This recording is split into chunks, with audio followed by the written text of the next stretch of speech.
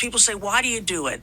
I do it because I feel like I owe something to this country because of my life and career. That I started out on Long Island with a dead mother and a father who was compromised in many ways. And that I, overweight, gay, became whatever this thing is that I became and lived this life of gross excess because of it, And I don't feel like shutting up now when we're on the precipice of disaster is the way to say thank you to a country and a nation that provided me with an unbelievable life. So I feel morally obligated. I couldn't agree more. A lot of people give Rosie O'Donnell shit on the right, but it comes from a place of bigotry, right?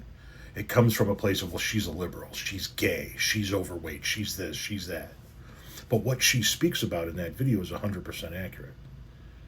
Okay?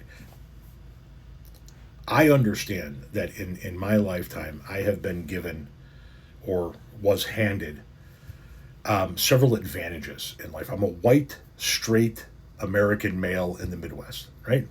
I'm not a woman. I'm not a person of color. I'm not gay. I'm not bisexual. I don't have any of those other barriers that society says you shouldn't have with you in order to succeed. And I came from a poor background. I talk about it frequently. My parents were dirt poor. Went to bed hungry more times than I care to count. Lived in a hovel of a house with the wind blew right through it in the wintertime. Wore hand-me-down clothes, and we drove in shitty, run-down used cars. And out of that, I was able to develop a pretty good life for myself. Once again, understanding that I did not have the same barriers as other people. So when people ask me on the political left, why do you continue to celebrate this country? Why do you celebrate the 4th of July? Why do you celebrate the flag and the things that make this country what it is, when this country has done so many bad things over the course of its history and is still oppressive to so many people? And my answer is, I understand that it has been oppressive to people, and I wish that it wasn't, and I think that we need to change things, obviously.